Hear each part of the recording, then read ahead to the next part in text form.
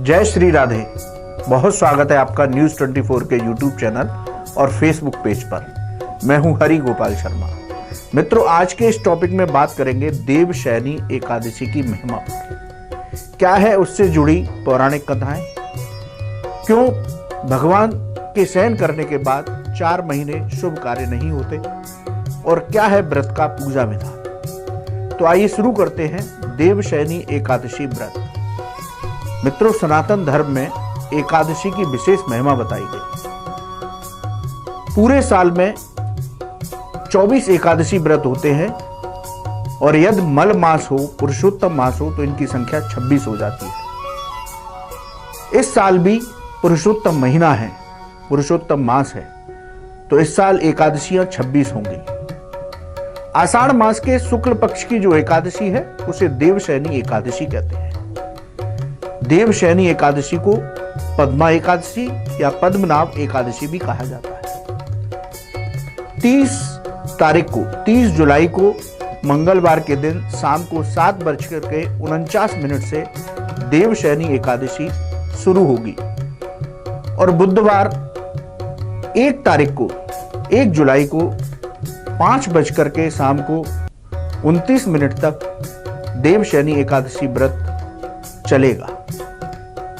यानी कि 1 बुधवार को, क्योंकि हमारे शास्त्रों में सूर्योदय के समय जो तिथि होती है उसको पूरे दिन माना जाता है, तो देवशयनी एकादशी का व्रत 1 जुलाई को बुधवार के दिन मनाया जाएगा। देवशयनी एकादशी व्रत भगवान के शयन की एकादशी, इससे जुड़ी कई कथाएं शास्त्रों और पुराणों में दी गई। एक कथा के मुताबिक भगवान श्री हरि पाताल लोक में 4 महीने के लिए शयन करते हैं। जब भगवान ने 52 अवतार लिया तो उन्होंने राजा बलि को ये वरदान दिया कि वो उनके घर पर आकर के रहेंगे। तो माना जाता है कि क्षीर सागर में, पाताल लोक में भगवान बलि के यहां निवास करते हैं। राजा बलि को उन्होंने वचन दिया था कि तुम जो वर मांगना चाहो वो वर मांग लो। राजा बलि ने वर मांगा कि मुझे हमेशा आपका दर्शन होता रहे। लेकिन लक्ष्मी जी ने कहा कि मेरे पति वहां चले जाएंगे तो बैकुंठ लोक में कौन निवास करेगा।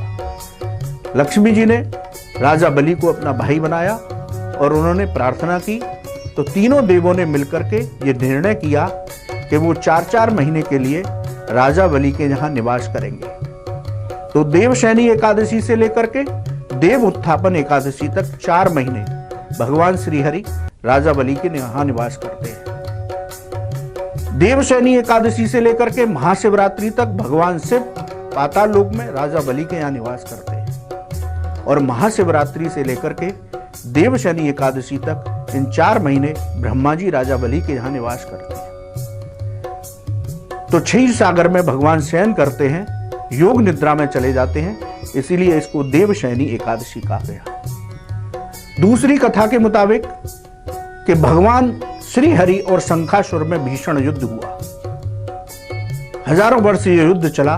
भगवान ने शंखासुर का वध किया तो देवताओं ने उनसे विनती की कि ये भीषण युद्ध बहुत दिन तक चला है, शायद आप थक गए होंगे, तो आप कुछ समय के लिए आप शयन कर लीजिए, आराम कर लीजिए। इसलिए भगवान श्री हरि ने अपने भक्तों की इच्छा पर योग निद्रा में जाने का निर्णय लिया, इसलिए इस एकादशी को देवशयनी एकादशी कहा गया। तीसरी कथा के मुताबिक इसकी महिमा बताते हुए ब्रह्मा जी ने नारद जी को बताया कि सतयुग में एक राजा थे, धर्मनिष्ठ, मानदाता। प्रजा बहुत खुश थी, लेकिन 3 वर्ष उनके जहां घोर अकाल पड़ा, चारों तरफ हाहाकार मचने लगा। तब राजा मानदाता अंगिरा ऋषि के यहां गए और उनको पूरी व्यथा बताई। अंगिरा ऋषि ने राजा मानदाता से कहा कि आप अपनी प्रजा के साथ देवशयनी एकादशी व्रत कीजिए, तो वर्षा भी होगी और राज्य का माहौल खुशनुमा हो जाए। तो राजा मानदाता ने अपनी प्रजा के साथ विधि विधान के साथ देवशयनी एकादशी व्रत का पारायण किया, तो वर्षा भी हुई और राज्य में खुशहाली आ गई। तो ये 3 कथाएं भगवान के शयन से जुड़ी हुई हैं। देवशयनी एकादशी के व्रत महात्म्य और महिमा से जुड़ी हुई। 4 महीने जब भगवान शयन करते हैं, योग निद्रा में होते हैं, तो इसको चातुर्मास कहा जाता है। चातुर्मास में कोई भी शुभ कार्य नहीं होता, इसलिए अब 4 महीने तक विवाह, मुंडन, यज्ञोपवीत संस्कार, नूतन गृह प्रवेश आदि प्रमुख कार्य नहीं होंगे, क्योंकि भगवान श्री हरि जगत के पालनहार हैं। जब वही शयन मुद्रा में है तो कोई भी कार्य शुभता को प्रदान नहीं होगा, इसलिए 4 महीनों तक कोई भी शुभ कार्य नहीं किए जाते हैं। देवशयनी एकादशी व्रत की जो महिमा है वो शास्त्रों में विशेष बताई गई। इस व्रत को करने से साधक को दैहिक, दैविक, भौतिक सभी सुखों की प्राप्ति होती है। उसके सभी पाप नष्ट हो जाते हैं और उसको मोक्ष मिलता है।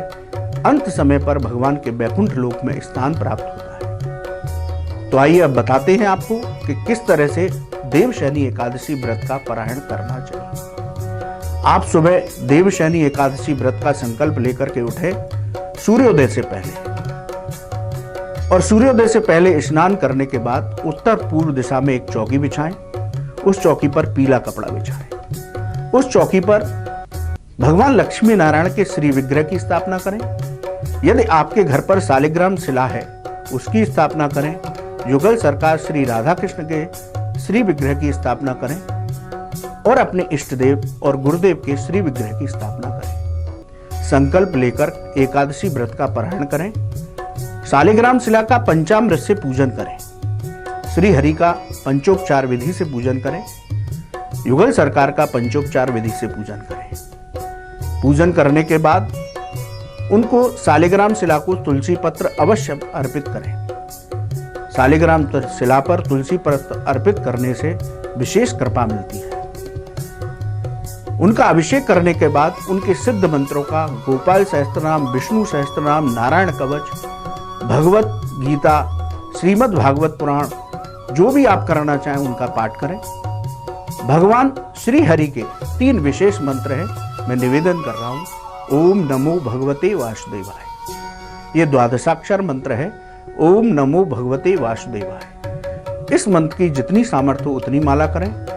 उनका अष्टाक्षर मंत्र है ओम नमो नारायणाय।